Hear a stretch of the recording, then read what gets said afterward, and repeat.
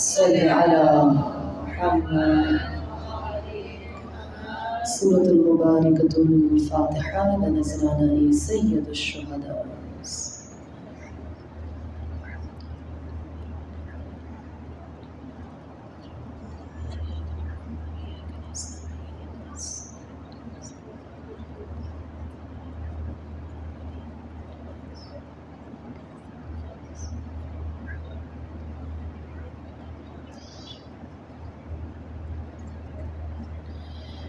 دعائے سلامتی امام اعظم علیہ السلام. بسم اللہ الرحمن الرحیم. اللہم کل ولیک الحجة ابن الحسن صلواتک علیہ وعلى آبائہ فی هذه الساعة وفی كل ساعة ولی وحافظ وقائد وناصر ودلیلا وعينا حتى تسكنه أرضك طوعا وتمتعه فيها طويلا برحمتك يا أرحم الراحمين. صلوات اللهم صل على محمد وآل محمد وعجل فرجهم. بسم الله الرحمن الرحيم. الحمد لله رب العالمين وصلى الله على محمد وآله الطيبين الطاهرين المعصومين المظلومين ولعنة الله على أعدائهم أجمعين. أما بعد فقد قال تبارك وتعالى في كتاب المجيد والفرقان الحميد وقوله الحق وأصدق الصادقين. بسم الله الرحمن الرحيم.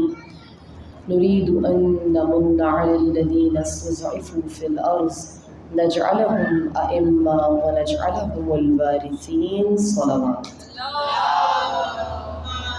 صل على محمد. تمام الحمد و سلام ذات واحد کے لیے کہ جو رحمان ہے، جو رحیم ہے، خداوند متعال کہ جس نے مجھے اور آپ کو بھی شفاء نعمتوں سے نوازا، اور ان نعمتوں میں ایک نعمت میرے اور آپ کے لیے دین الہی ہے. اور جہاں پر ہم اولین درجے میں کچھ نعمتوں کا شمار کریں تو دین الہی، محبت اور ولایت محمد وآل محمد علیہ السلام اور فرش عزائے سید الشہداء ہیں. اور یہی وہ نعمتیں ہیں کہ کیوں میں اور آپ ان کا حق ہے کہ اولین درجے پر ان کو شمار کریں یا اپنی پرائرٹی لسٹ کے اوپر رکھیں نعمتوں میں، کیونکہ یہ نعمتیں وہ نعمتیں کہ جو انسان کو انسان بناتی ہیں.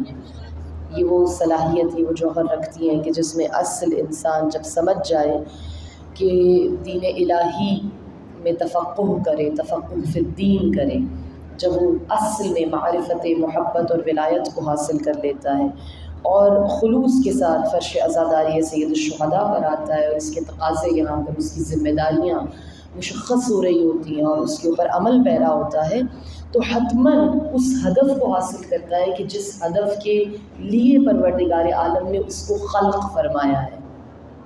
یعنی انسان کی جو خلقت کا مقصد ہے، چاہے وہ دین ہو چونکہ وہ دین فطرت ہے، چاہے وہ محبت اور ولایت ہو کیونکہ وہ مجسم تفسیر ہے وحی الہی کی اور دین کی، شریعت کے احکامات کی، یا چاہے وہ عزاداری سید الشہداء ہو، یہ تمام تر نعمتیں انسان کو اس کی مقصدیت کی طرف، جو خلقت کا مقصد ہے، اس سے قریب تر کر دیتی ہیں. اور خدا نے نعمتوں کے لیے ایک قانون ہے کہ جو قرآن میں ارشاد فرمایا ہے، لَإِن شَكَرْتُمْ لَأَزِيدَنَّكُمْ، اگر تم میری نعمتوں پر شکر ادا کرو گے تو میں نعمتوں کو بڑھا دوں گا، اس میں اضافہ کر دوں گا.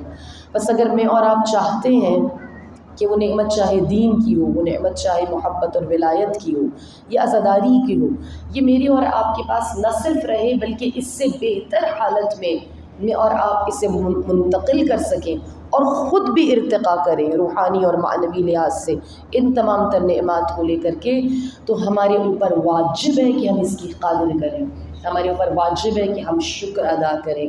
اور الحمدللہ آپ پاکیزہ قلوب کے ساتھ، طاہر قلوب کے ساتھ یہاں پر آتے ہیں، آ کر بیٹھتے ہیں، یہ شکرانہ ہے، یہ شکر گزاری ہی ہے. انشاءاللہ کہ یہ عملی منزل میں میرے اور آپ کے صرف 2.25 مہینے نہ رہے بلکہ یہ نور عزائے فرش امام عالی مقام میری اور آپ کی زندگیوں کو 365 دن معطر کرے انشاءاللہ، 365 دن معمر کرے. ہم ایک ایک لحظہ جو گزاریں وہ خوشبو فرش عزائے سید الشہداء کے ساتھ گزاریں.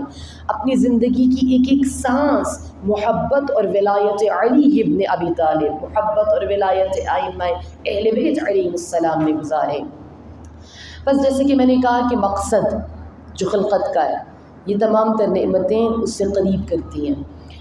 اور اگر ہم مقصد کی جانب جائیں، خلقت کے مقاصد کی جانب جائیں، تو ان میں ہمیں ایک اہم ترین مقصد جو انسان کی خلقت کا نظر آتا ہے وہ یہ کہ انسان اس دنیا کے اوپر خدا کی حاکمیت کی دلیل قرار پائے. خدا نے جو خلیفۃ الارض خلیفۃ اللہ بنایا ہے، ہر آدم ابو البشر کے بعد ہر شخص کو، یعنی ہر کسی سے مطالبہ چاہا، خدا نے کہا کہ میں تمہیں اپنا خلیفہ بنا کر، جانشین بنا کر اس دنیا میں بھیجوں. تو بس کیا کرنا ہے، جب خلیفۃ اللہ بن جائیں، جب اس منصب کے اوپر آ جائیں، یعنی خدا مجھ سے اور آپ سے چاہتا ہے کہ ہمارا وجود خدا کے وجود کے اوپر دلالت کرے. یعنی میرا عمل، میری گزرتی ہوئی ہر سانس، ہر لحظہ جو میں اس خطہ ارض کے اوپر گزاروں، اس بات کی دلیل ہو کہ ہاں کوئی شخصیت ایسی ہے، کوئی ذات ایسی ہے کہ جو وجود رکھتی ہے، جو خالق ہے، جو مالک ہے، اور حاکمیت اگر کسی کی ہے تو وہ اس پروردگار عالم کی ہے. تو بس میری اور آپ کی خلقت کا ایک مقصد یہ کہ میں اور آپ اپنی زندگی کو اطاعت خدا میں اس طرح گزاریں کہ میرا اور آپ کا وجود خدا کے وجود کی دلیل بن سکے. ہم بتا سکیں کہ ہاں ہم جو زندگی بسر کر رہے ہیں، ایک ایک سانس یہاں پر جو لیا جا رہا ہے، ایک ایک کام، ایک ایک عمل کیا جا رہا ہے، یہ کس کے لیے کیا جا رہا ہے، کس کی اطاعت اور فرمانبرداری میں کیا جا رہا ہے؟ جو لا الہ الا اللہ ہے، وہ جو میرے اور آپ کے لیے کوئی نہیں مگر یہ کہ وہ معبود ہے، وہ خالق ہے، وہ حاکم ہے، وہ مالک ہے. اور یہ کام کون کرے گا؟ اصلاً کون کر سکتا ہے؟ کون سا بندہ ہے کہ جو یہ اہلیت رکھے گا کہ جو خدا کے وجود کے اوپر دلیل دے سکے، اس کا ہر عمل خالصتاً خدا کے لیے ہو، خدا کی اطاعت میں، اس کی فرما برداری میں ہو؟ کون کرے گا؟ وہ کرے گا کہ جو خدا کے علاوہ اور کسی کے آگے تسلیم نہیں ہوتا. وہ کرے گا کہ جو بندہ حر ہے، جو آزاد ہے. آزاد کس چیز سے آزاد ہے؟ اپنی نفسانی خواہشات سے آزاد ہے. جو آزاد ہے کہ اپنے جیسے ہر بندے کے رعب میں، خوف میں، دبدبے میں مبتلا ہو اور خدا کی نافرمانی کرے. وہ ان تمام تر چیزوں سے آزاد ہے اور اپنی روح کو پرواز دیتا ہے، اپنی روح کو اونچائی کی جانب لے کر جاتا ہے، پرواز، بلندی کی جانب لے کر جاتا ہے. اور وہ آزاد ہو جاتا ہے کس چیز سے؟ دنیا کے ہر خوف سے آزاد ہو جاتا ہے، اپنی دنیا کی ہر نفسانی خواہشات سے آزاد ہو جاتا ہے. اور اپنے آپ کو اگر کسی کا غلام یا بندہ سمجھتا ہے تو وہ فقط پروردگار عالم ہے. کسی کے آگے تسلیم ہوتا ہے تو پروردگار عالم ہے. یہ حریت کا کانسیپٹ مجھے اور آپ کو دیا گیا اور اس کے لیے خلق کیا گیا. بن کر دکھاؤ ایسا شخص، ایسا بندہ کہ جو صرف خدا کا بندہ ہو، جو صرف خدا کے آگے سر تسلیم خم کرے اور وہ کسی کے آگے نہ جھکے اور وہ کسی کے آگے تسلیم نہ ہو. تو مجھے اور آپ کو اس کانسیپٹ کو، اس عقیدے کو حریت کے لینا ہے. اور کب تک میں اور آپ بندہ حر نہیں بن سکتے؟ کب تک میں اور آپ آزاد نہیں ہو سکتے؟ خواہشات کی غلامی سے، تعصب سے، ہر قسم کے جہل سے، جو عقیدہ جبر ہے اس سے، اور ہر طرح کی غلامی سے آزاد ہو کر خدا کے غلام کب تک نہیں بن سکتے؟ تب تک نہیں بن سکتے کہ جب تک میری اور آپ کی عقل کامل نہ ہو جائے، مکمل نہ ہو، تدریجاً اس مرحلے کو طے نہ کریں. اور اس کے لیے میں بچوں کے لیے، جوانوں کے لیے عرض کروں، اس کی مثال کیا ہے؟ اس کی مثال یہ ہے کہ پروردگار عالم نے مجھے اور آپ کو وہ پیغام جس کے لیے خدا نے مجھے اور آپ کو خلق کیا یا چاہا کہ اب یہ پیغام یا یہ شریعت نافذ ہو، اس وقت تک اس نبی کو اس پیغام کے ساتھ نہیں بھیجا جب تک کہ انسان کی عقل اس قابل نہیں ہو گئی کہ وہ اس پیغام کو لے سکے. یعنی جو فلسفے تعدد انبیاء ہے وہ کیا ہے؟ یعنی اتنے انبیاء کی تعداد کیوں ہے؟ خدا نے 1,24,000 انبیاء کیوں بھیجے؟ خدا یہ کام صرف 24 انبیاء کے ذریعے بھی کروا سکتا تھا، 1,00,000 کے ذریعے سے، اس سے کم، یعنی کوئی بھی آپ عدد اٹھا لیں. مگر کیوں 1,24,000 انبیاء؟ اور کیوں خاتم الانبیاء سب سے آخر میں ہے؟ کیوں قرآن سب سے آخر میں نازل ہو رہا ہے؟ اور کیوں اتنا عرصہ لگا قرآن کے نازل ہونے میں اور رحمت للعالمین رسول اللہ صلی اللہ علیہ وآلہ وسلم کے مبعوث برسالت ہونے میں؟ محمد وعجل. اس کی جو وجہ ہے بنیادی، جو اس کی لاجک ہے یا جو اس کا فلسفہ بیان کیا جاتا ہے، علماء بیان کرتے ہیں، وہ یہ ہے کہ انسان کی عقل ابھی اس قابل نہیں ہوئی تھی کہ وہ وحی الہی کو، قرآن کو اور رسول اللہ کے پیغام کو سمجھ سکے. انسان کی عقل نے تدریجاً پروگریس کیا ہے، ارتقاء کے مراحل کو آرام آرام سے درجہ بدرجہ ایک فیز سے دوسرے فیز میں آئی ہے. اور پھر جب انسان کی عقل اس قابل ہو گئی، اس قدر پختہ ہو گئی کہ وہ خدا کے پیغام کو لے سکے، تو خدا نے رسول اللہ کو بھیجا، اپنے پیغام کے ساتھ بھیجا، اپنی وحی کے ساتھ بھیجا، اور وہ مکمل شریعت اور احکامات اور کتاب دے کر بھیجا کہ جس کے بعد اور کسی پیغام کی، اور کسی وحی کی، اور کسی کتاب کی، اور کسی شریعت کی ضرورت نہیں ہے، اور آپ خاتم الانبیاء قرار پائے. تو بس میرے اور آپ کے لیے ایک بات ثابت ہو گئی کہ اس پیغام کو لینے کے لیے، مرد حر بننے کے لیے، خدا کی اطاعت کرنے کے لیے میرے اور آپ کے پاس عقل کیا کامل ہونا اور اس میں نقص کا نہ ہونا بہت اہم ہے. انسان کب حریت کی جانب جاتا ہے، کب آزاد ہوتا ہے، کب خدا کی اطاعت کی جانب جاتا ہے، اس کے لیے بہت ضروری ہے کہ اس کی عقل تدریجاً سفر کرے، پروگرس کرے، ارتقاء کرے. اور جب وہ کامل ہو جائے گی تو عقل دلیل دے گی، خدا کی بندگی کی جانب بلائے گی، انسان کی عقل بلائے گی. اور یہ میری بات نہیں ہے، بلکہ یہ معصوم کا فرمان ہے. معصوم نے فرمایا کہ اگر خدا شریعت میں حلال اور حرام کو قرار نہ بھی دیتا تو وہ شخص کے جو عقل کامل رکھتا ہے، وہ شخص جو عقل رکھتا ہے، وہ اسے ان تمام تر برائیوں سے بچاتی. یعنی وہ شخص جو عقل رکھتا ہے وہ حتماً حرام چیزوں سے، ناجائز اور جو مکروہ ہیں، جو نہیں کرنی چاہیے، ان سے بچتا ہے. خدا بے شک حلال اسے حرام قرار دے یا نہ دے، اگر شریعت میں یہ نہیں بھی رکھتا تو وہ شخص جو عقل رکھتا ہے وہ اس حلال اور حرام کو پہچانتا، صحیح اور غلط کی تمیز رکھتا. کیونکہ معاشرے میں جو اچھائیاں پنپتی ہیں اس کا جو سٹینڈرڈ ہے یا معیار ہے وہ خدا نے عقل کو قرار دیا ہے. معاشرے میں اچھائیوں کا ہونا اور برائیوں سے بچنا، اس کا میزان عقل ہے. اور اس کی ایک اور روایت ہے جو مجھے اور آپ کو مولا متقیان امیر المؤمنین امام علی بن ابی طالب علیہ السلام سے ملتی ہے. صلی علی محمد. اور وہ روایت کیا ہے کہ جبرائیل امین جب آدم ابو البشر اس زمین پر آ گئے تو آپ کے پاس آئے اور آ کر کہا کہ مجھے پروردگار عالم نے حکم دیا ہے کہ میرے پاس 3 چیزیں ہیں، ان میں سے مجھے حکم دیا ہے کہ آپ کسی ایک چیز کو اپنے پاس رکھ لیں اور میں 2 چیزوں کو واپس لے جاؤں، تو آپ انتخاب کر لیجئے. تو جناب آدم ابو البشر نے کہا کہ وہ 3 چیزیں کون سی ہیں جو تم مجھے دینا چاہتے ہو اور مجھے اس میں سے منتخب کرنا ہے. تو جناب جبرائیل نے کہا کہ ان میں سے ایک دین ہے، ایک حیا ہے اور ایک عقل ہے، ان تینوں میں سے کسی ایک کا آپ انتخاب کر لیجئے. تو جناب آدم کہتے ہیں کہ میں ان تینوں میں سے عقل کا انتخاب کرتا ہوں. تو جناب جبرائیل نے عقل کو حکم دیا کہ وہ جناب آدم کے پاس رہ جائے، اور دین اور حیا سے کہا کہ اب تم واپس چلی جاؤ. تو دین اور حیا واپس نہیں گئے. تو جناب جبرائیل نے کہا کہ تم واپس کیوں نہیں گئے؟ تو انہوں نے کہا کہ ہمیں پروردگار عالم کا حکم ہے کہ جہاں پر عقل رہے گی ہمیں وہیں پر رہنا ہے. جہاں عقل ہوگی وہاں دین بھی ہوگا، وہاں حیا بھی ہوگی، اور جہاں عقل نہیں ہوگی وہاں دین بھی جائے گا اور حیا بھی جائے گی. اور اس کا ایک نمونہ ہمیں دربار یزید میں ملتا ہے.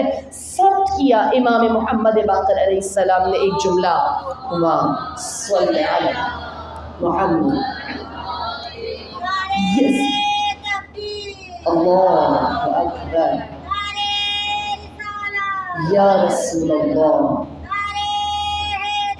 یا علی، یا علی، یا علی.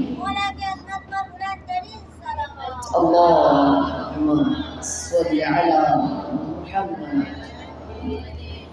تمہید تھوڑا سا تو مجھے معلوم ہے مشکل تھی، لیکن یہاں سے ہمارا جو موضوع ہے وہ کھلے گا، اور ہمارا جو موضوع ہے وہ آپ لوگوں کو، بہت سارے لوگوں کو معلوم بھی ہوگا، اور ہم اس کو ریپیٹ کریں اور اس تمہید کو دوبارہ انشاءاللہ ہر مجلس میں بیان کریں گے، کسی نئے نقطے کی جانب متوجہ کریں گے.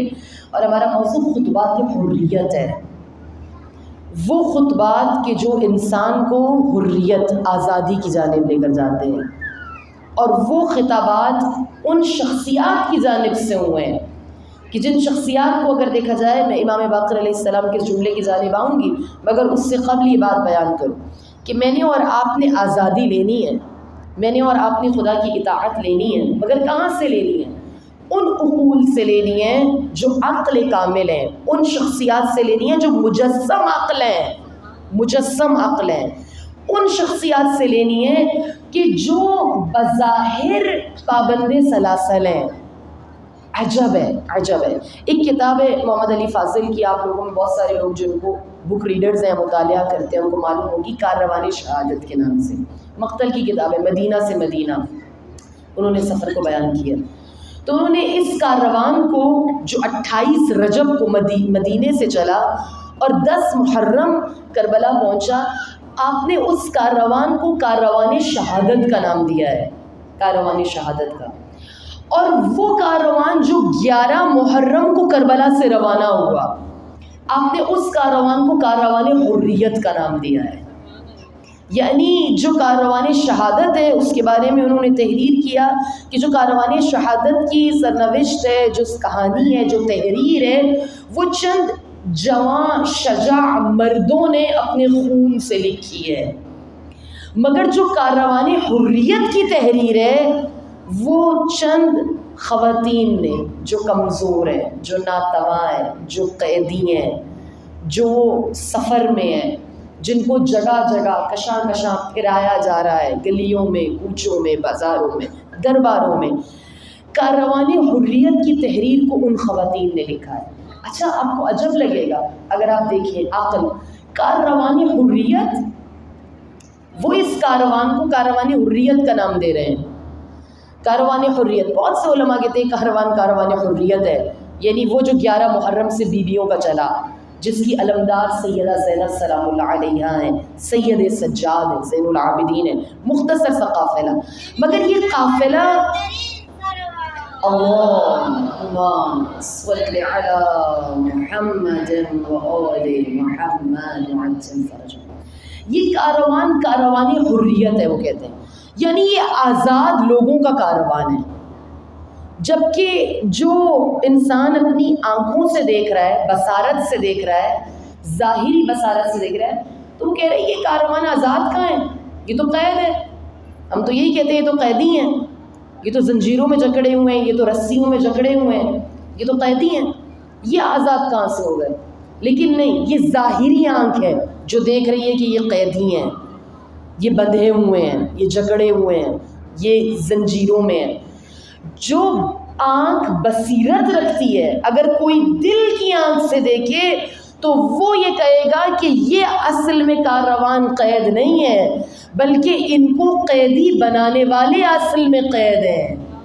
یہ تو آزاد ہے، یہ تو آزاد منش لوگوں کا کاروان ہے. یہ وہ لوگ ہیں کہ جو اپنی نفسانی خواہشات سے آزاد ہیں. یہ وہ لوگ ہیں کہ جو یزید جیسے ظالم اور جابر حکمران کے شخص کے خوف سے آزاد ہیں. یہ وہ لوگ ہیں کہ جو اپنے پورے خاندان کو کٹانے کے باوجود کسی بھی ظالم سے لرزاں نہیں ہے، کسی بھی ظالم سے خوف زدہ نہیں ہے. اصل میں جو مقید ہیں وہ ہیں کہ جو ان کو رسن رسنا کرنے والے ہیں. وہ کیوں قید میں ہیں؟ کیونکہ وہ اپنی نفسانی خواہشات کی زنجیروں میں قید ہیں۔ وہ لوگ ہیں کہ جو دنیا پرست ہیں، دنیا کی محبت، حب دنیا کی وجہ سے قید ہیں۔ یہ وہ لوگ ہیں جو یزید جیسے کو اپنے آقا کہتے ہیں، اس کے غلام ہیں، اس کی غلامی میں ہیں، مگر تاریخ دیکھے گی اور لوگ دیکھیں گے کہ چند ہی دنوں کے بعد یہ کاروان جو 11 محرم سے کربلا سے روانہ ہوا، انہی رسیوں میں اگر زینب نے اپنے بھائی کے قاتل کو نہ جکڑا، اگر سید سجاد نے جو دکھنے میں ناتواں ہے، جو دکھنے میں ضعف کا شکار ہے، جو دکھنے میں زنجیروں میں اور بیڑیوں میں اور طوق میں مبتلا ہیں، لوگ دیکھیں گے کہ دربار شام میں اسی طوق میں سید سجاد یزید کو مبتلا کر دیں گے، اسی زنجیر کے ساتھ یزید کو باندھ دیا جائے گا۔ کیوں؟ کیونکہ یہ مرد حر ہیں، یہ وہ ہیں کہ جو خدا کے علاوہ اور کسی کی اطاعت نہیں کرتے ہیں۔ اور یہی بات، یہ کیوں مرد حر ہیں؟ کیونکہ ان کی عقلیں کامل ہیں، یہ نقائص سے پاک ہیں۔ یہ وہ اہل بیت اطہار علیہ السلام ہیں کہ جن کو خدا نے ہر طرح کی رجس سے دور کر دیا ہے۔ ان کے چاہنے والوں کے لیے کیسے اینالائز کریں، کیا پیغام ہے کہ اگر وہ بھی چاہتے ہیں کہ اس کاروان حریت میں شامل ہو جائیں، اگر وہ بھی چاہتے ہیں کہ ان کی عقلیں کامل ہو جائیں، تو انہیں اپنے آپ کو ہر طرح کی رجس سے، ہر طرح کی ناپاکی سے دور کرنا ہوگا۔ اور انشاءاللہ کہ آگے کی تقریر میں ہم عرض کریں گے کہ کون سے ایسے عوامل ہیں جو انسان کی عقل کو ناقص کرتے ہیں، اس کے اندر نقص کو لے کر آتے ہیں، اس کو کم کرتے ہیں اور انسان عقل زائل ہونا شروع ہو جاتی ہے۔ کون سے ایسے عوامل ہیں؟ لیکن ان میں سے جو یہ روایت، اس سے ہم مطابقت کریں، امام باقر علیہ السلام جب آپ آتے ہیں، یعنی یہ کاروان حریت داخل ہو رہا ہے دربار شام میں، اور آپ یزید سے مخاطب ہوتے ہیں، اور جب یزید حکم دیتا ہے جناب سید سجاد کے لیے کہ ان کے سر کو قلم کر دیا جائے، ان کو شہید کر دیا جائے، تو اس وقت امام محمد باقر گویا ہوتے ہیں، اور آپ کہتے ہیں کہ جو فرعون تھا اور اس کے حواری تھے، اس کے ساتھ لوگ تھے، اس کے درباریوں نے بھی جناب موسیٰ کے لیے یہ حکم نہیں دیا تھا کہ ان کو قتل کر دو، ان کے گلے پر چھری پھیر دو، ان کو شمشیر سے مار دو۔ نہیں، کیوں نہیں کیا تھا؟ کہا کہ کیونکہ ان کے پاس عقل تھی، حکمت تھی، تھوڑی بہت حکمت رکھتے تھے، جس کی وجہ سے انہوں نے موسیٰ کے قتل کا حکم نہیں دیا۔ مگر تم وہ ہو کہ تمہارے جیسے بدبخت جو ذرہ برابر بھی عقل نہیں رکھتے، تو اگر عقل نہ ہو تو دین بھی جاتا ہے، دین کے ساتھ حیا بھی چلی جاتی ہے۔ اس قدر بے حیا ہو جاتا ہے انسان کہ وہ نبی اور اولاد نبی کو قتل کرنے سے بھی باز نہیں آتا۔ یعنی جو یزید کو یزید بنا رہی ہے صفت، یہ یزیدیوں کی لشکر میں لا کر کھڑا کر رہی ہے، وہ اس عقل کی کمی ہے۔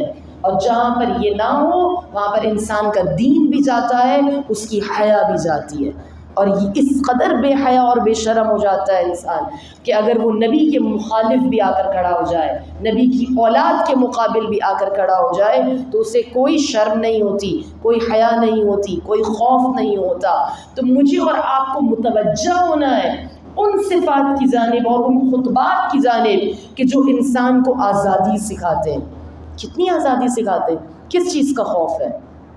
کس چیز کے خوف میں مبتلا ہیں وہ لوگ کہ جو یزید کی وجہ سے، یزید کے خوف کی وجہ سے بیٹھ گئے ہیں اور سید الشہداء کا ساتھ نہیں دے رہے ہیں، مگر وہ کہ جن کا دل خدا کی اطاعت اور خدا کی بندگی میں قید ہوتا ہے صرف، اور خدا کے سامنے تسلیم خم کرتے ہیں، وہ ہتھکڑیوں سے نہیں گھبراتے، وہ بیڑیوں سے نہیں گھبراتے، وہ قید سے نہیں گھبراتے، وہ در در کی ٹھوکریں ان کو دی جائیں اور انہیں کشاں کشاں پھرایا جائے۔ وہ کیوں؟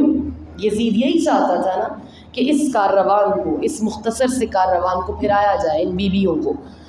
طویل ترین راستے سے شام لایا گیا، چھوٹا راستہ بھی تھا، مختصر بھی تھا، مگر نہیں، مختصر راستے کو نہیں اپنایا گیا، طویل راستے کو اپنایا گیا۔ یعنی کیا چاہتا ہے یزید؟ یزید چاہتا ہے یہ لوگ تھک جائیں، یزید چاہتا ہے ان کی ہمتیں پست ہو جائیں، وہ چاہتا تھا کہ جب یہ میرے دربار میں آئیں تو یہ بولنے کے قابل نہ رہیں، اس قدر ان کو ذہنی اور جسمانی اذیت دی جائے۔ مگر زینب نے بتایا کہ وہ بنت مشکل کشا ہے۔ خاص طور پر عقل کی صفت ہونا عورتوں کے اندر کتنی ضروری ہے، کس قدر ضروری ہے۔ ہمارے معاشرے میں عموماً کہا جاتا ہے نا یعنی ایک ٹابو بنا دیا یا اس طرح کی ایک بات کر دی گئی ہے کہ عورت کا عقل سے کیا تعلق ہے، یعنی وہ عقلانی بات نہیں کر سکتی، وہ عقلانی دلیل نہیں دے سکتی. کیوں؟ خدا نے یہ نعمت کیا صرف مردوں کے لیے خلق کی ہے یا اس کے لیے کوئی تفریق قرار دی ہے؟ نہیں، خدا نے بغیر کسی پریجڈس کے، بغیر کسی ڈسکرمنیشن کے اس نعمت کو ہر خاص قوم کے لیے رکھا ہے. اور خواتین کے لیے تو بہت زیادہ ضروری ہے کہ وہ عاقلانہ روش اختیار کریں، وہ عقلانی دلائل کو اختیار کریں. اور اگر ایک عورت کے اندر عقل آ جاتی ہے اور خدا اس کو اس صفت سے متصف کر دیتا ہے تو اس کے اندر وہ جرأت آتی ہے، وہ بہادری آتی ہے، وہ استقامت آتی ہے کہ وہ اپنے بھائی کے قاتل کے دربار میں کھڑے ہو کر اسی کی ناک کو جب تک رگڑوا نہیں لیتی، اس سے شکست کو قبول نہیں کروا لیتی، وہ اس دربار کو نہیں چھوڑتی.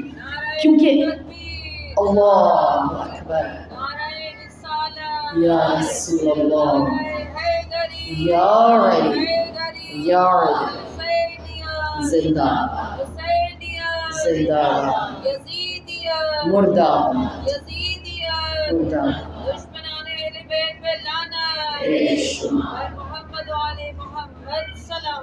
اللہم صل علی محمد و آل محمد.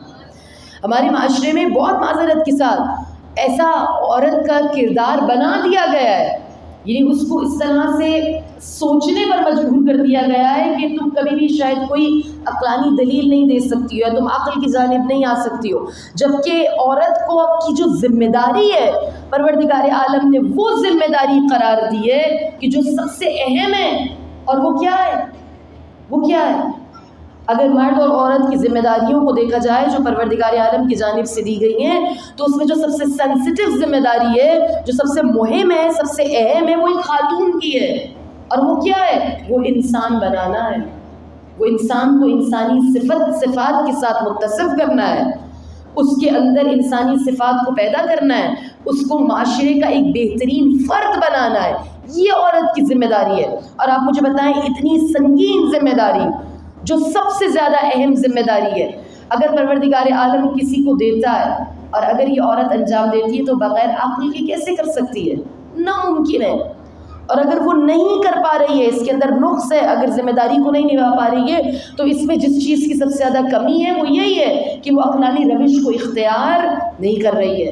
وہ اپنے ان فقط دنیاوی جذبات کے رو میں بہہ رہی ہے کہ جس میں استکباری طاقتیں، جس میں لوگ اسے بہانا چاہتے ہیں اور بتانا چاہتے ہیں. یعنی اگر صرف عورت کے کردار کو دیکھا جائے، عمومی طور پر ابھی معاشرے میں دیکھا جائے تو آپ کو کیا نظر آتا ہے؟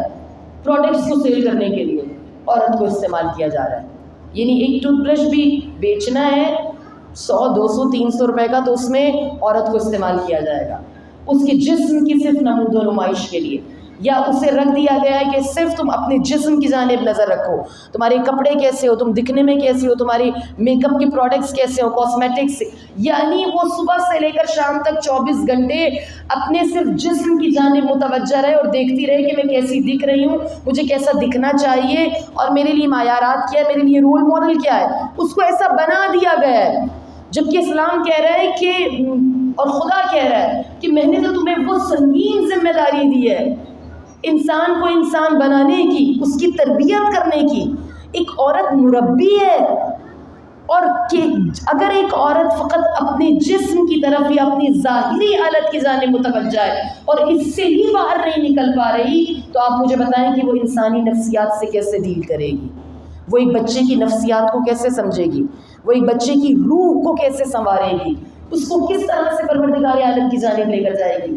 کس طرح سے مادیت پرستی سے نکال کر اسے معنویت اور روحانیت کے درجات کی جانب لے کر جائے گی؟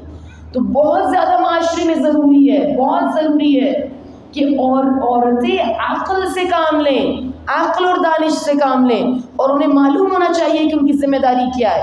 ان کی ذمہ داری فقط یہ نہیں ہے کہ اگر وہ جاب کر رہی ہیں تو وہ پیسے کما کر لے کر آئیں، نہیں. ان کی ذمہ داری صرف یہ نہیں ہے کہ وہ اپنے فیشن کی جانب اور اپنی جانب اپنی ذاتی حالت کی جانب دیکھیں، نہیں. ان کی ذمہ داری صرف یہ نہیں ہے کہ ان کو دنیا جس چیز کی جانب، جس بھی ٹرینڈ کی جانب لگائے اور اس کے پیچھے چلے، نہیں. اصل جو چیز ہے، جو ہدف ہے، جو مقصد ہے، جو ذمہ داری ہے، اس کی جانب مجھے اور آپ کو متوجہ رہنا ہے. اور متوجہ کس طرح سے رہ سکتے؟ جب تک میں اور آپ اپنی عقل کو کامل نہیں کرتے ہیں، جب تک میں اور آپ اطاعت خدا کی جانب نہیں جاتے، جب تک خدا کی بندگی نہیں کرتے، اور اگر اس بندگی کی جانب آ جائیں، اطاعت کی جانب آ جائیں، تو ہر طرح کے خوف سے آزاد ہو جاتے ہیں۔ اور اس کی مثال میں دیتی ہوں، میرے اور آپ کے لیے کیا ہے؟ سب سے بہترین مثال میرے اور آپ کے لیے عقیلہ بنی ہاشم۔ نہ صرف عقیلہ بنی ہاشم، عقیلۃ العرب۔ اس وقت عرب میں کوئی ایسی خاتون کہ جو اس قدر عقل اور فہم اور ادراک رکھتی ہو جناب زینب سلام اللہ علیہا کے علاوہ اور کوئی نہیں ہے۔ اور جب عقیلۃ العرب کلام کرتی ہے، جب وہ اپنی ذمہ داریوں کو نبھانے کے اوپر آتی ہے، تو عورت کے اندر جذبات ہے نا، سب سے زیادہ جذبات ہیں، یعنی اس کا دل نرم ہے، اس کے اندر جذبات بہت زیادہ ہے، بہت جلدی پریشان ہو جائے، بہت جلدی اگر اداس ہونا ہے تو اداس ہو جائے، کوئی پریشانی آ جائے۔ جناب زینب نے کہا نہیں، یہ تمام تر باتیں یہ صرف وہ باتیں ہیں کہ جس کی وجہ سے ایک عورت کے درجے کو کم کیا جا سکتا ہے۔ اگر ایموشنل مینجمنٹ میں نے اور آپ نے دیکھنی ہے، ملاحظہ کرنی ہے، تو آئیں اس باب کو کھولیں تاریخ کے کہ جس کو زینب نے ایسے رقم کیا کہ وہ فقید المثال ہے۔ آج تک تاریخ انسانیت میں ایسی مثال نہیں ملتی ہے۔ آپ نے کہا بھائی کو کھو دیا، بچوں کو کھو دیا، پورے گھرانے کو کٹوا دیا، نثار کر دیا، قربانی دے دی، اب میں ہوں جو بے کجاوا اونٹوں پر ہمیں پھرایا جا رہا ہے، مگر پھر بھی جو ہدف اور مقصد ہے میرا، حسینیت کو پہنچانا، تم مجھے اس سے باز نہیں رکھ سکتے۔ یزید چاہتا ہے کہ مجھے تھکا دے، اور تھکانے کے لیے ہر گلی، ہر موڑ، ہر محلے، ہر شہر سے لایا جا رہا ہے۔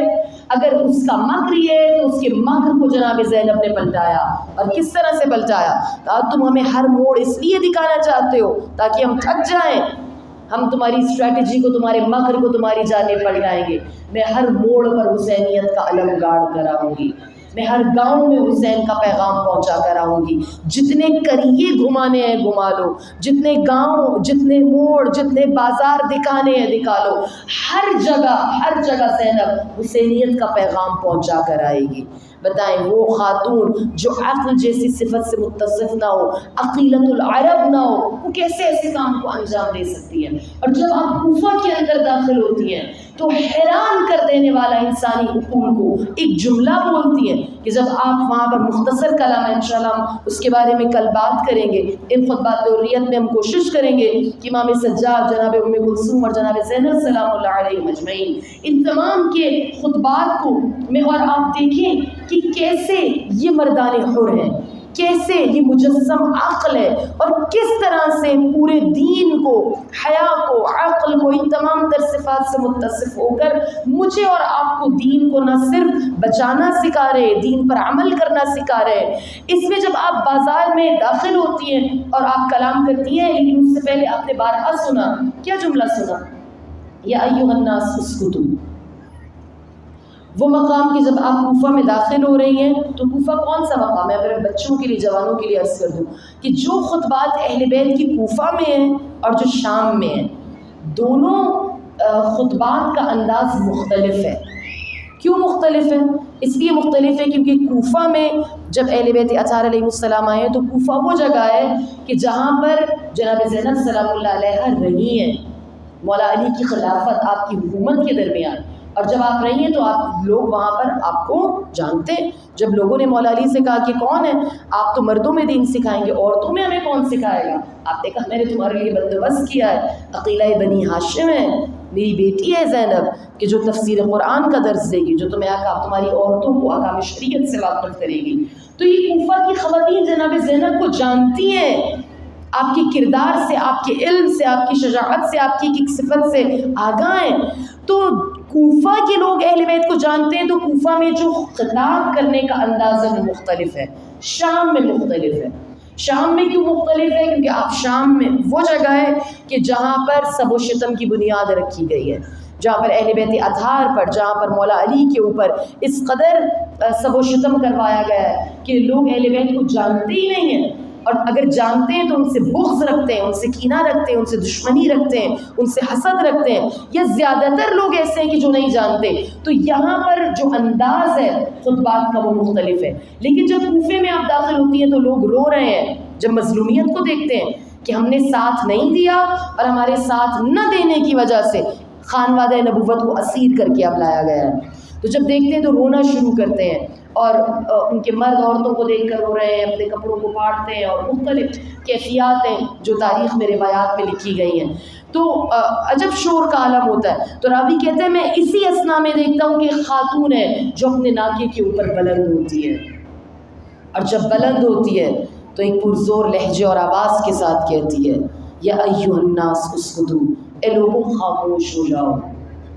آپ مجھے بتائیں یہ فعل امر ہے، جو تھوڑا بہت بھی عربی کو اردو کو جانتے ہیں، خاموش ہو جاؤ، حکم دے رہی ہیں شہزادی۔ قیدی کبھی حکم دیتے ہیں؟ قیدی کبھی حکم نہیں دیتے۔ حکم کون دیتا ہے؟ حکم وہ دیتا ہے جو اختیار رکھتا ہے، جو منصب رکھتا ہے، جو طاقت رکھتا ہے۔ زینب حکم دے رہی ہیں خاموش ہو جاؤ، اور راوی کہتا ہے کہ ہم نے دیکھا نہ صرف لوگ خاموش ہو گئے، انسان خاموش ہو گئے، بلکہ جو اونٹوں اور گھوڑوں کے گلوں میں بندھی ہوئی گھنٹیاں ہیں وہ بھی خاموش ہو گئی۔ یہ لفظ کن کے اوپر اختیار ہے جو جناب زینب سلام اللہ علیہا نے بتایا کہ تم یہ سوچتے ہو کہ تم نے ہمیں قید کر لیا ہے، تم نے ہمیں پابند سلاسل کر لیا ہے، پابند رسم کر لیا ہے، تم ہمیں قید کر کے یہاں تک لے آئے ہو۔ ہم وہ ہیں کہ اگر اسکت کہہ دیں تو جن آوازوں پر انسان کا اختیار نہ ہو وہ بھی خاموش ہو جائیں۔ اپنے اختیار کو شہزادی جناب زینب سلام اللہ علیہا نے اس مقام کے اوپر بتایا۔ تو جب ایک خاتون عقل کے ساتھ، عقلانی دلائل کے ساتھ، روش کے ساتھ، اطاعت خدا کے ساتھ، خدا کی بندگی کے ساتھ اپنی زندگی کے بہت سے ادوار کے اندر داخل ہوتی ہے تو وہ بتا دیتی کہ خدا نے اس کو کیا صلاحیت عطا کی ہے، کیا طاقت عطا کی ہے، اور یہ خطبات مجھے اور آپ کو روشنی دیتے ہیں، مجھے اور آپ کو نور دیتے ہیں، مجھے اور آپ میری اور آپ کی ہدایت کرتے ہیں، راستہ بتاتے ہیں کہ اصل میں میری اور آپ کی روش کیا ہونی چاہیے۔ وہ زینبی روش، وہ روش جو جناب سید سجاد کی ہے یا اس مختصر سے قافلے کی ہے، جسے دنیا دیکھ رہی ہے کہ یہ قید ہے، مگر اصل میں یہ آزاد ہیں، یہ مردان حر ہیں، یہ وہ لوگ ہیں کہ جو خدا کی فقط اطاعت کر رہے ہیں، اور اگر خدا کی اطاعت کرتے ہیں تو خدا کی بندگی کرتے ہیں، پھر کسی سے خوف زدہ نہیں ہوتے، پھر کسی سے اجر نہیں چاہتے، پھر کسی اور سے فیصلہ نہیں چاہتے، پھر اپنے ہر مصیبت کو، اپنی ہر آزمائش کو خدا کے سپرد کر دیتے ہیں۔ کہتے ہیں کہ اے خدا، جو ظالمین نے ہمارے ساتھ کیا اور ہمارے ساتھ جو بھی معاملہ ہوا ہم نے اسے تیرے اوپر ڈالا، ہم نے اس فیصلے کو تیرے اوپر چھوڑا، اور ہمیں اسی استقلال کے ساتھ یہ شام کا سفر نظر آتا ہے جو کربلا سے کیا گیا، اور اس کے بعد بھی۔ اور آپ دیکھیے کہ کس قدر اخلاص ہے ان خطبات کے اندر، کس قدر اخلاص ہے اس سفر کے اندر، اس حسینی مشن کو نافذ کرنے کے اندر، کہ آج تک یہ تحریک 40 کی شکل میں میرے اور آپ کے سامنے زندہ ہے۔ آج جو لاکھوں کروڑوں زائرین، کم از کم بھی 2 کروڑ کی تعداد بتائی جا رہی ہے، جو اسٹیٹسٹکس ہیں، ادارے ہیں، شماریات ہیں، 2 کروڑ بھی لگا لیں چلیں دنیا والوں کے لیے، 1.5 کروڑ بھی لگا لیں۔ آج جو 40 سید الشہداء ہے، آج جو چہلم سید الشہداء ہے، اور لوگوں کا جوق در جوق آپ کی محبت میں عشاق کا قافلوں کا پیادہ روی کرنا ہے، مشی کرنا ہے، 40 واک کرنا ہے، یہ کس وجہ سے ہے؟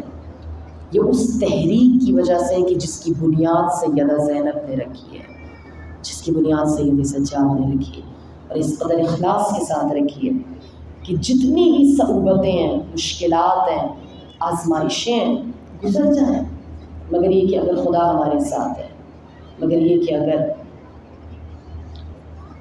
خدا کی رضا، خدا کی خوشنودی ہے تو ہم گزر جائیں گے یہاں سے۔ لیکن ان مصائب کا تذکرہ کرنا آپ کے قلوب آمادہ ہے، بہت اہم ہے کہ میں اور آپ اگر موٹیویشن لینا چاہتے ہیں تو کہاں سے لیں۔ یہ جتنے بھی خطبات ہیں، جتنے بھی گفتگو ہے، کلام ہے، یہ ایسے مجمع میں نہیں ہے، یہ ایسی حالت میں نہیں ہے کہ جس حالت میں میں کلام کر رہی ہوں، میں سکون سے ہوں، مجھے کوئی جسمانی آزار نہیں ہے، مجھے کوئی ذہنی اذیت نہیں ہے، میں نے کسی کا زخم اپنے دل پر نہیں دیا، مگر ایک ایسا مقام کہ جہاں پر ان بیویوں نے 2 پہر میں 3 پہر میں 72 کے جنازے دیکھے ہوں، بھرا گھر لٹ گیا ہو۔ کس قدر میرے اور آپ کے لیے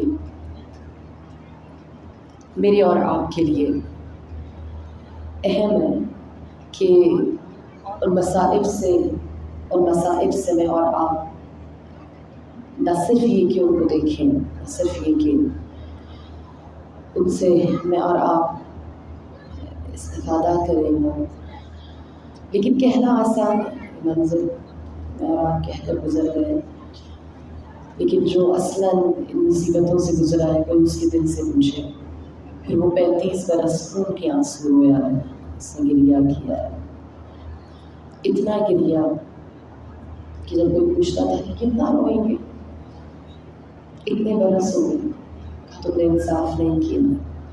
یعقوب کا ایک یوسف جدا ہوا تھا، یقین تھا کہ آ جائے، خدا نے کہا تھا مل جائے، مگر پھر بھی اتنا روئے کہ آنکھیں غم میں سفید ہو گئی۔ میرے 18 یوسف کربلا میں میری آنکھوں کے سامنے شہید ہوئے۔ نہ صرف یہ کہا شہادت تو کی میراث ہے، شہادت میراث ہے، مگر کہ اماؤں بہنوں کو بازاروں میں نامحرموں کے مجمع میں لے جانا بھی ہماری میراث ہے۔ وہ زینب جو درباروں اور بازاروں سے گزر گئی، میں نے آرام سے کہہ دیا، آپ نے سن لیا، مگر کوئی قلب سید سجاد سے پوچھے، وہ قلب سید سجاد کہ جب کبھی بھی پوچھا جاتا کہ سب سے زیادہ آپ پر مصائب کہاں پہنچے تو تڑپ کر کہتے الشام الشام الشام، وہ شام کا بازار، وہ شام کا دربار، وہ شام کا زندان، وہ بازار کی جہاں پر سید سجاد جو اس قدر غیرت ہاشمی رکھتے ہیں، مگر کتنا مشکل ہے کہ وہ نبی زادیوں کو بے پردہ دیکھیں، وہ نبی زادیوں کو نامحرموں کے مجمع میں دیکھیں، اور جب کبھی بھی کوئی چاہنے والا ملتا تو سید سجاد بس یہ کہتے کہ اگر ممکن ہو سکے تو چند ردائیں لا کر ان بیویوں کے سروں پر اڑا دو۔ سہل ساعدی جو رسول اللہ کے صحابی ہیں، جب شام کے بازار میں یکم یا 2 سفر کہتے ہیں کہ آپ آئے، جیسے ہی شام میں داخل ہوئے تو سہل کہتے ہیں کہ میں نے دیکھا عجب منظر ہے شام کا، عجب منظر ہے، یہ جو کاروان جسے کاروان حریت ہم کہہ رہے ہیں، یہ کاروان مظلومیت ہے، اور اس کی مظلومیت کا اندازہ لگائیے۔ کہتے ہیں جیسے ہی سہل شام میں داخل ہوئے تو کہتے ہیں کہ میں نے دیکھا کہ لوگوں نے نئے کپڑے پہنے ہوئے ہیں، تو میں نے ایک شامی کا بازو پکڑ کر پوچھا کہ بتاؤ تمہاری آج کون سی عید ہے کہ تمہارے گھروں سے نئے پکوان کھانوں کی ان کی خوشبو آ رہی ہے، تم نے نئے کپڑے پہنے ہوئے ہیں؟ تو کہتے ہیں ایک شامی نے کہا کہ کوئی عید نہیں مگر ایک باغی نے بغاوت کی تھی اور آج اس کے خانوادے کو شام میں لایا جا رہا ہے، اگر تم چند قدم آگے بڑھو تو بازار میں اس قافلے کو دیکھ لو گے۔ کہتے ہیں سہل ساعدی میں آگے گیا، میں نے ایک عجب منظر دیکھا، چند قیدی خواتین ہیں جن کے ہاتھ پسے گردن بندھے ہیں، ناقوں پر سوار ہیں، اور شام کے بازار میں انہیں شامی عورتیں پتھر مار رہی ہیں کہ ان کے سروں سے خون جاری ہے۔ جیسے ہی میں ان بیویوں کے ناکوں سے آگے بڑھا، میں نے چند نیزے دیکھے، ان نیزوں پر کٹے ہوئے سر ہیں۔ سہل کہتے ہیں میں نے سوچا کہ ہم تو نبی کے رکاب میں کئی جنگوں کو لڑ چکے ہیں، نبی تو کہتے تھے کسی کافر کا بھی سر نہ اتارو، اس کے عصا کو بھی جدا نہ کرو، مگر یہ کون سے مسلمان ہیں جن کے سروں کو اتنی بے دردی سے کاٹ کر نیزوں پر بلند کیا گیا ہے؟ سہل کہتے ہیں میں نے تمام سروں کو دیکھا مگر ایک سر ایسا تھا جو مجھ سے نہ دیکھا گیا، نیزے کی علی بڑی تھی مگر وہ سر چھوٹا تھا، ایک 6 ماہ کے بچے کا سر، اے سہل آپ سے نہ دیکھا گیا، بتائیے ایک ماں نے کیسے کوفہ و شام کے تمام راستوں میں اس سر کو دیکھا ہوگا؟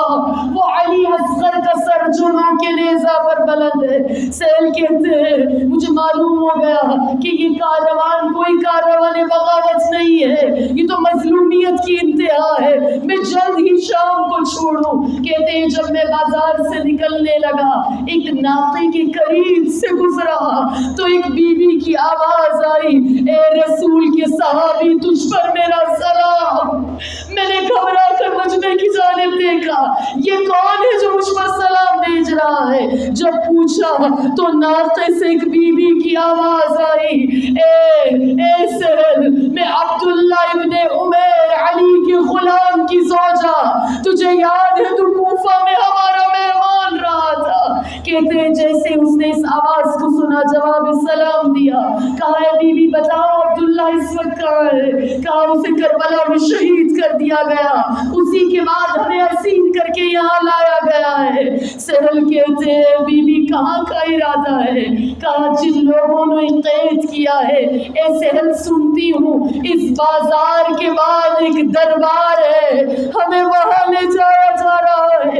سہل نے کہا بی بی تو علی کے غلام کی زوجہ ہے, تیرے شایان شان نہیں کہ تو اس بازار سے گزرے, کچھ بھی کر اس بازار سے گزر کر نہ جا. اس بیوی نے کہا اے سہل میں تو علی کے غلام کی زوجہ ہوں, اسی قافلے میں علی کی بڑی بیٹی زینب, ام کلثوم, رباب, ام لیلہ موجود ہے. اے سہل اسی قافلے میں تیرے وقت کا امام زین العابدین ہے. جیسے ہی اس جوان کے قریب سہل گئے سوال کیا انت زین العابدین, پیروں میں خود کو گرا دیا, معافی طلب کرنے لگا. آپ کو پہچاننے میں غلطی ہوئی. امام نے کہا اے میرے نانا نبی کے صحابی تجھ پر میرا سلام. یہ معافی بعد میں. اے سہل اگر کچھ پیسے تیرے پاس ہے تو یہ بازار ہے, قریب ہی چادریں کچھ خرید کر لا اور ان نبی زادیوں کے سروں کے اوپر ڈال دے. مگر وہ چادریں قریب تھا کہ سروں پر آتی, مگر اس سے پہلے نیزے کی انیوں کو چبھو کر ان چادروں کو اتار لیا گیا. الا لعنت اللہ علی القوم الظالمین وسيعلم الذين ظلموا أي منقلب ينقلبون. اپنے قلوب کو